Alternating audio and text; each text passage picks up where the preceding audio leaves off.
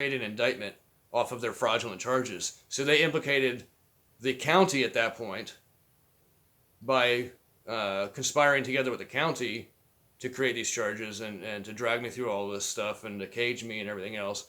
But then also because the prosecutor at the county court, it was Michael T. Hughes, I think was his name, because he acted on behalf of the state of Ohio, he implicated the state of Ohio in this. So now Zanesville, Ohio, and the public servants that were involved, Muskingum County and the public servants that were involved, specifically in the court, there in the Court of Common Pleas and in the probation office, as well as now they've implicated the state of Ohio or Ohio State. So that would be the governor and the attorney general now is implicated in this conspiracy. Even though they didn't play an active role in it, their agents acted on behalf of them, which they are responsible for, being that they are, if you want to look at it as like the CEO or the upper executives of the organizations of Ohio State, and the law portion, or as I guess it would be like the law director for the state would be the attorney general.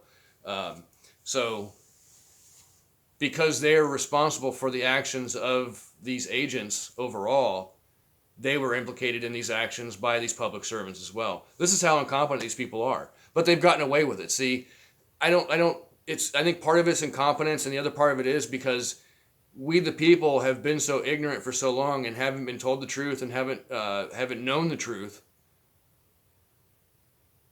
We haven't acted appropriately, and so because of our ignorance and acquiescence in our naivete, we have allowed them to get away with it for so long that it's almost like second nature to them, and they don't even have a conscience that tells them that they shouldn't be doing some of these things. Apparently, they just without regard to people's safety and to their life, they just act. They don't care about what happens as long as they're okay, as long as they don't get a scratch, as long as they can go home at the end of their shift and keep a roof over their head. They don't give a damn what happens to anybody, any of us. And again, keep in mind, this is all because of noise that disturbs me at this property that I'm beneficiary of, and they have a duty to act, being that I have a contract with the city. When I acquired this property, or excuse me, I don't have a contract, but the city has a contract with the trust, and in that trust or that bond, they are supposed to act in a manner to protect the property and the inhabitants of the property. So that's what gives them jurisdiction to go after these business operators to address the noise. And it's specifically at night. I'm not asking, to shut down the businesses and make them go away altogether or any of that. I just want them to be respectful and mitigate their production noise at night to a level that's not disturbing the entire community. Or to be more specific, my property. Because I can't speak for anybody, or everybody for that matter. I can only speak for myself. So, but I know there's other people out there that are complaining. So just, keep that in mind. So what I'm going to do real quick, I have got to restart this computer. I'm going to make this a part 1, and then I'm going to do a part 2. So I'll come back on the part 2 with a second recording.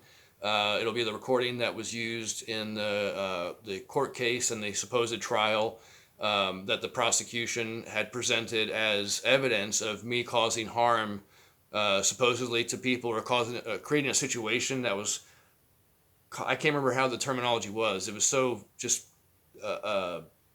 like obfuscated and confusing, how they manipulated it and tried to say that I was doing something wrong when I wasn't. Anyways, so come back on the second part, and you'll be able to hear that recording, and then I'm going to go over some of the docket information online from the Zanesville Municipal Court and all of the cases that they had attempted to bring these fraudulent trust fraud actions, these fraudulent actions at me in an attempt to profit from it and an attempt to silence me and to get me to go away which is what I suspect. There's really nothing else that at this point I can presume, because of the fact that, I mean, unless they were, well, I'm not going to go there. So, yeah, so come back in the second part, and I'll get the rest of that information up. So thank you all for sticking with me here, and I know it's not the best production in the world, but